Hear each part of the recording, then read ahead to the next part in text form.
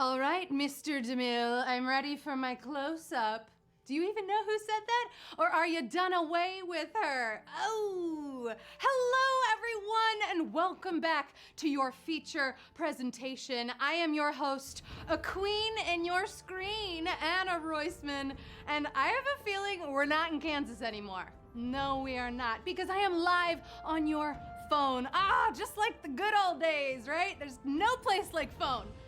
Okay, I'm so sorry. I had to. It is time now to grab a giant soda, okay? Make a bowl of popcorn and take your seat for another HQ Trivia movie night. Look at that, we're on a roller coaster. A roller coaster of film. Oh, and who's gonna win that grand prize? It's just a prize being here, right? For me it is.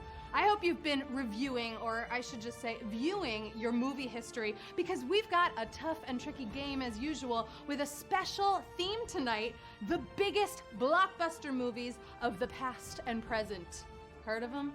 But the rest of the game's the same, okay? We're giving out no less than 12 Hollywood head scratchers to test your talent for movie mastery. And if you make your way to the grand finale, you'll gross your cut of the $5,000 prize pot. You know how much candy you can buy with that? If you get a lot of it. And all of this is coming to you from Tribeca Film Festival, which is brought to you by, film legend, friend of HQ, Robert De Niro. He hosted once. He was right where I'm standing. Whew!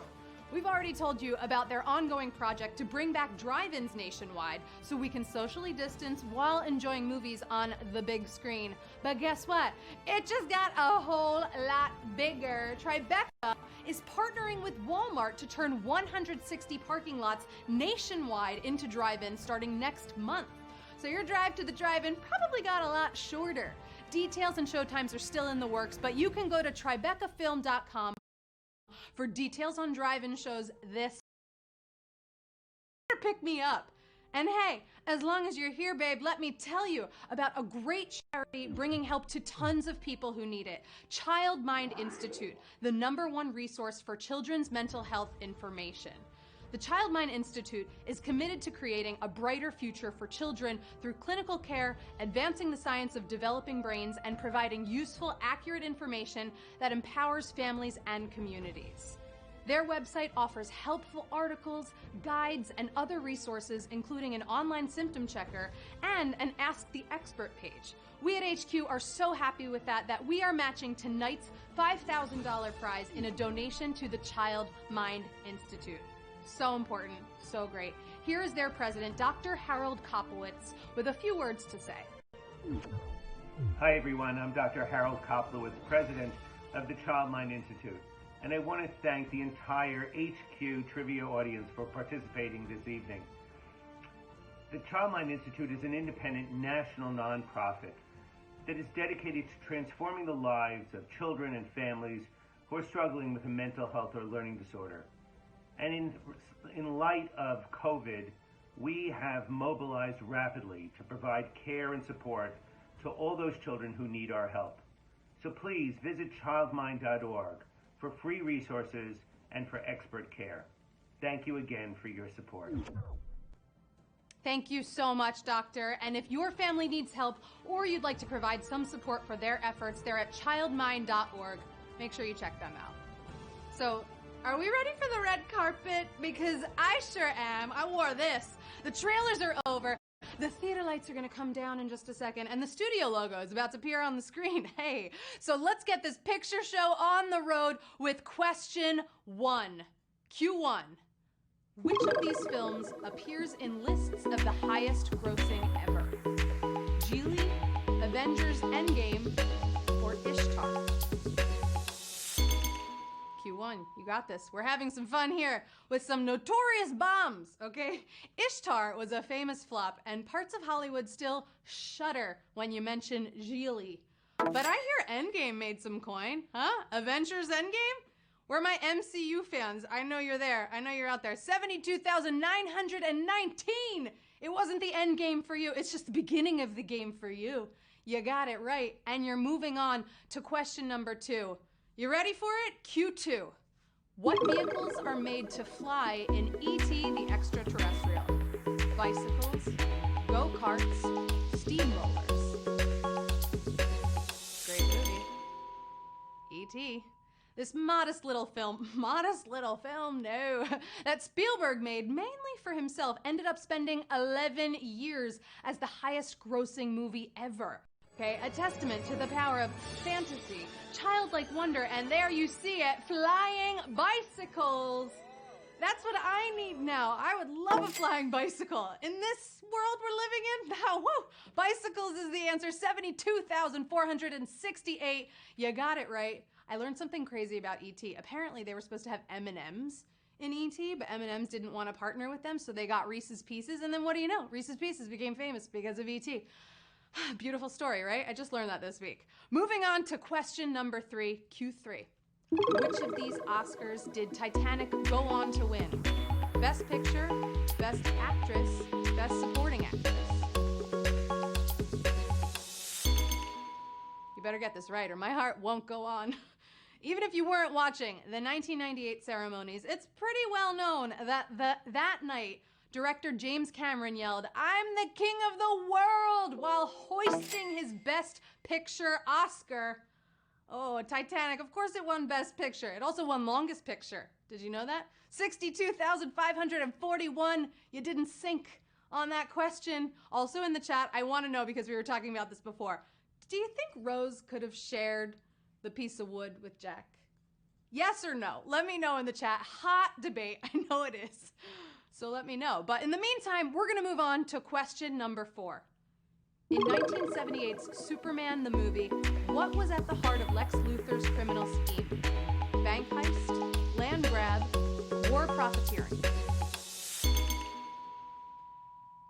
The 1978 Superman. Nuclear missiles were involved in this plot, but his ultimate plan was to nuke the San Andreas Fault, sinking the West Coast, then own the new West Coast thanks to a ruthless land grab.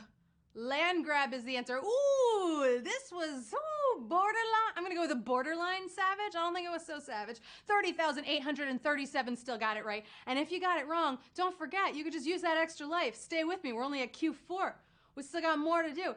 And it looks like I agree with you. A lot of the answers are coming in. Rose could have shared. She could have shared the wood. You know, it would have had a really different ending. Jack would still be here with us, right? Maybe. All right, we're moving on to question number 5. Which of these classic blockbusters is based on a nonfiction memoir? Gone with the Wind, The Sound of Music, or West Side Story? Big one. Blockbuster hits. One of these came from a straight historical novel, and another was adapted from Shakespeare. But the story of the Trapp Family Singers by Maria von Trapp became the musical, then the movie, The Sound of Music. Oh, one of my favorites. I'm spinning for you. The hills are alive here in the HQ-zic. No. 30,833. You know it. You love it. Do, re, mi. You got it right.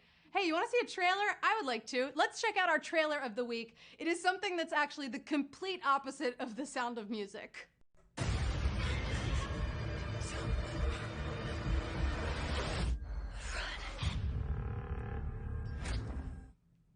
Yeah, no music there. That's A Quiet Place Part 2. Could you imagine if they watched The Sound of Music in that movie? I don't even know what would happen.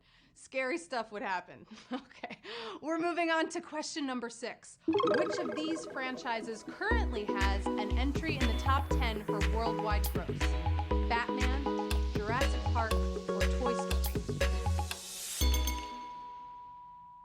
Big hit series any studio exec would want their name attached to. But when the box office is totaled up, the only relevant title is number 6, Jurassic World, part of the Jurassic Park franchise. You got it. Oh, some of you got it. It looks like, honestly, it was a savage question. Woo, so sad. Look at that fire. Ooh, you just got lit, and not the good kind. I'm sad to see you go, but hey, use your extra life, seriously. You know, it's a fun game. It's a movie game. You could probably get the next one right, which we're gonna move on and find out about now. Question number 7. Who sang during the opening credits of the highest-grossing James Bond film to date? Adele, Alicia Keys, or Sam Smith? Bond flicks make their money back, of course, but It's pretty rare for them to go huge at the box office. In fact, the only one to make $1 billion was 2012's Skyfall, with Adele opening the festivities. Check this out. It's such a beautiful.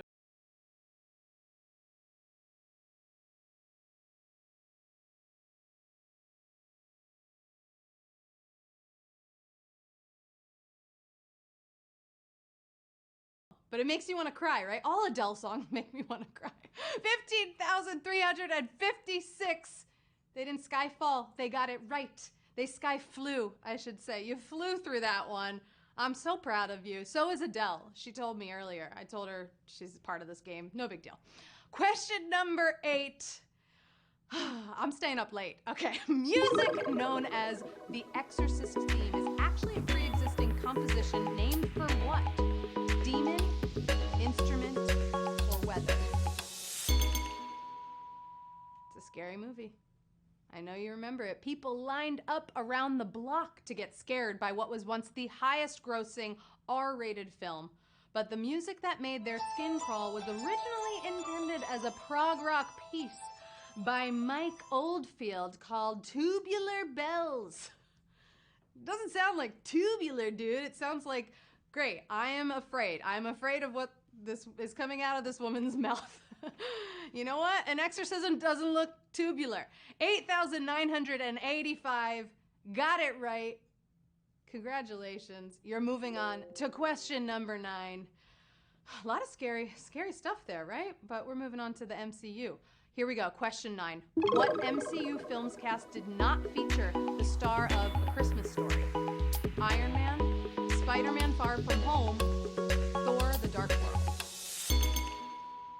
No, Peter Billingsley didn't just vanish after unwrapping the BB gun. He's turned up an elf as an elf, and not just acted in, but executive produced Iron Man in a role he'd reprise in Far From Home. But he's never met Thor. Thor: The Dark World is the answer. Ooh, that was close. We're very split on this one. But 4,768 took the cake on that one. Thor: The Dark World. You got it right on Q9. Can you get Q10 right? That's the real question here. That really is. Question number 10. What character has appeared in the most live-action theatrical Star Wars films? I know this. I watched Star Wars over quarantine. Jabba the Hutt, Wedge Antilles, or Will Huff Tarkin? Along with Peter Cushing's film, Governor Tarkin was also in Episode 3 and Rogue One, tying the 3 appearances, if you don't count special editions, of Jabba. But Wedge flew in Episodes 4, 5, 6, and a roughly 1-second cameo last year in Episode 9. Wedge Antilles is the answer. 4,031. I knew the Star Wars fans would show up to this game. Of course you would, right? But Jabba was a fun character. I did just watch it for the first time a couple weeks ago. All right, here we go. Q11, it's the penultimate question. Everyone take a deep breath right now. You got this. If you get this right, you know what happens next, the final question. Q11, in which Indiana Jones film does the logo dissolve to an image of an actual mountain? Temple of Doom, Last Crusade, or Kingdom Crystal Skull? These are the blockbusters. A rule of thumb for indie movies is, if it opens on a real mountain, you're in good hands. The unpopular Crystal Skull opens on a gopher hill. In the chaotic and silly Temple of Doom, a carving of a mountain, but Crusade shows us a real mountain. Last Crusade is question 11's answer, 1,610. You got it right. You're almost at our own Last Crusade. Congratulations. Q11, I'm seeing heaven for you. I really am. I'm really hoping for you. And now is the time we've all been waiting for. If you get this, it's like you're taking a Tribeca win tonight. It is time for the final question of the game, of this HQ Trivia movie night. Oh, here we go. This is for the big money. You can do this. Q12. To avoid offending viewers in India, a line spoken by whom was censored from Black Panther? Winston Duke, Denai Guerrera, Michael B. Jordan. In the end, the filmgoers of India said the line would have been cool. So Marvel was maybe a little oversensitive, which is fine, in cutting praise Hanuman by the villainous M'Baku, played by Winston Duke. That is the final answer, Winston Duke. And guess what? 1,297 of you just won HQ Trivia Movie Night, baby. You're taking it home tonight. Let's get on that rocket. Let's bring the popcorn. Let's bring the soda. I'm bringing candy. And we're gonna party all night because you want HQ Trivia Movie Night, baby. Woo! Should I try read these names? I can't wait. Here we go. Who are our big winners tonight? Winner. Oh, everyone's taking out $3.86. That's mind-blowing. That's amazing. Congratulations. You actually can go buy popcorn. Julian M, 89. Big shout out to you. Renee Z, she got it right. Mari Love, Sam the man, maybe? The ma. Gabby Grosso. I want to give a shout out to Other Zappa. D Merch, Seth Sailor, Spanish Beat, Todd Rike, John Selvage. I'm doing really well reading these names. Maddie Q86, you got it. All of you got it. Big congratulations. I'm so proud of you. You did it. And that, my friends, is how you do HQ Trivia Movie Night. I got it. Don't forget to leave your 5-star review. I would really appreciate it. Just right below, Twitter, wherever. This is an every Wednesday night kind of thing. So if you still own DVDs, I guess watch them or just spend the next week watching, other movies. You do you, okay? Tomorrow night, though, it is back to the classic format of HQ Trivia with my fam, Matt Richards. So don't miss it. Be there with him. And don't forget that charity, the Child Mind Institute, helping children and parents with free mental health information and online support. They're at childmind.org. If you need help or if you can donate anything to them, that would be super appreciated. They're doing amazing work. This was so much fun! Thank you so much for being here with me tonight. I have been your host, Anna Roisman, and I'm thrilled to see you again, okay? I really am. So stay safe, stay healthy, and don't forget, life is like a box of chocolates. You never know when you're gonna eat the whole thing up. Hey, is that my time? That's my time. Okay, I'm out. Bye!